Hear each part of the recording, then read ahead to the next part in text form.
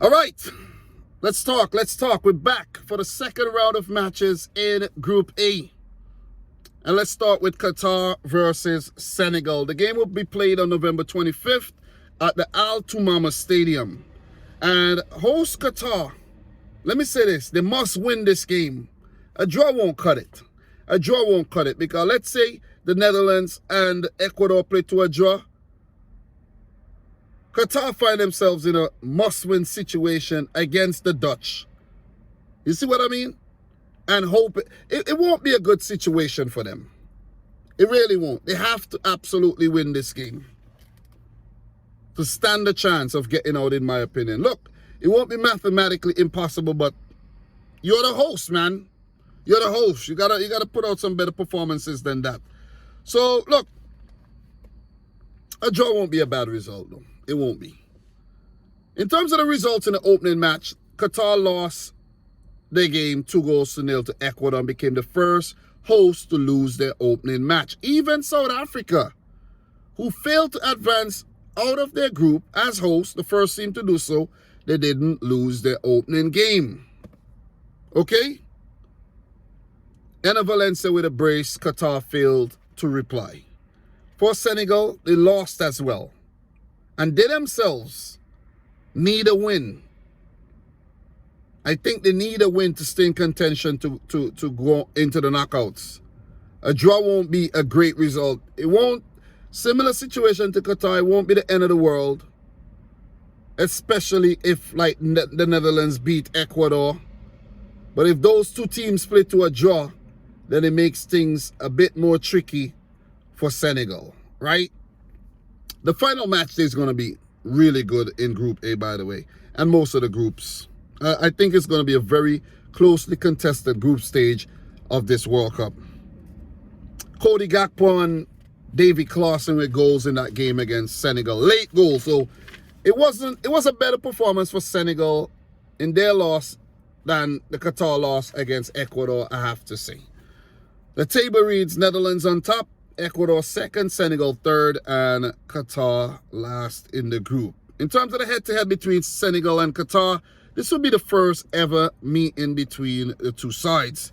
In terms of recent form, Qatar have not won any of their last 5 games with 2 draws and 3 L's. For Senegal, they have 2 wins, 2 losses, and a solitary draw.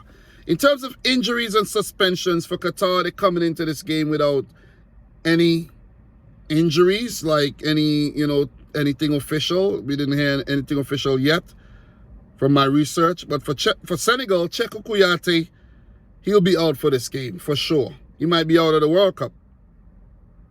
It didn't look good when he was stretched off at all.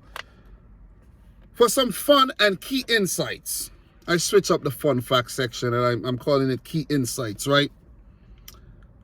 If they lose, Qatar could be the host that's dismissed from the World Cup tournament, any World Cup tournament, the earliest. South Africa was eliminated, but South Africa was alive on the last match day. I remember watching that game. Qatar, get your act together. I'm sending out a message. For Senegal, Senegal's only ever meeting with an Asian nation at the World Cup ended in a draw, and that was a 2-2 draw with Japan back in 2018. So they are unbeaten against Asian countries at the World Cup. Guys, it's time for me to let you know my prediction.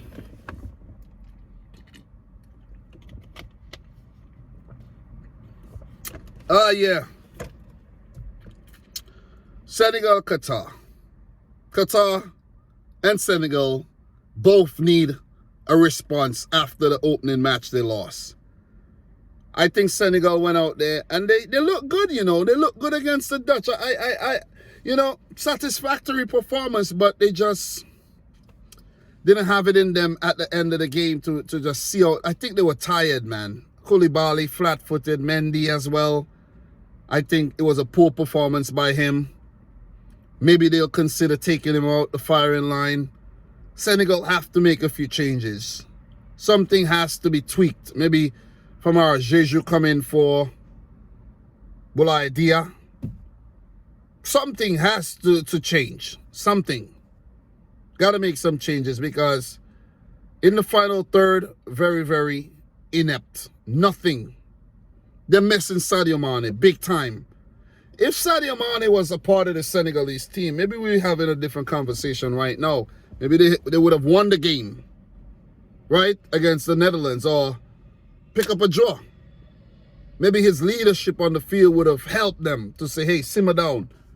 Make sure you're tight. That wasn't the case. For Qatar, this team, I think, has been regressing for some years. They've been together for a long time, preparing for this World Cup, and the stage seemed a bit too big for them on the opening night, and they were embarrassed. It was like boys against men. Ecuador looked really good. And I asked the question, did Ecuador play really good or Qatar just played really bad? I think Ecuador were good, and Qatar were really bad too.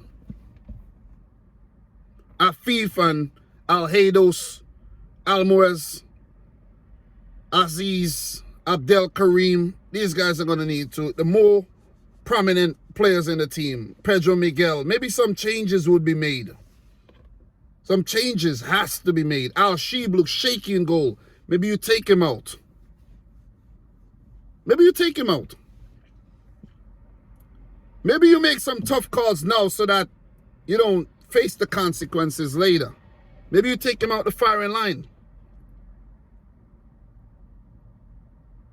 Are Qatar going to rally and pick up somewhat of a result to stay alive on the final match day, up until the final match day? We've seen South Korea get a 0-0 draw against Uruguay. Japan beat Germany. Saudi Arabia beat Argentina. Qatar, come on, it's your World Cup. What are you doing? You got to do something. What are you going to do? You want to just bend over and take it? You see what I'm saying? I'm not convinced by Senegal and their attack. Even though Diatta and Saw looked good, the final product was lacking. Their midfield looked really, really strong. And for the most of the game, they were solid in defense with Cisse and Koulibaly. But Mendy, suspect. Al-Sheeb, suspect. I think the teams are going to cancel each other out. A 0-0 draw. A 0-0 draw. Could we see Qatar win this game? Of course. Could we see Senegal? Of course. But I'm going to say a 0-0 draw for this one. I am. Senegal need to be the lions of Teranga, not the kittens of Teranga. And the maroon of Qatar would need to be like England. It's a cricket analogy, and not like the maroon of the West Indies. Guys, these are my thoughts. Make sure to go check out all the other previews for the second round of matches. Even watch over the ones for the first round of matches. There's group stage predictions for each group out on the channel as well. You know, make sure you go check out, you know, World Cup Digest with me and my boy Football Pharaoh. We're trying to do that every day. Bringing you that World Cup content for your head tops. I'm going to watch the Brazil-Serbia match right now. That's how close I'm cutting it. All right? Time is of the essence. I have a family. You know what I'm saying? I got to get home, drop my wife to work. I have my kids, and it's a lot, but I'm getting it done. So, guys, subscribe if you like the video if you haven't yet done so. And friend boy Dominic Rich, until next time, peace out. Rich Squad. Listen, I'll see you soon.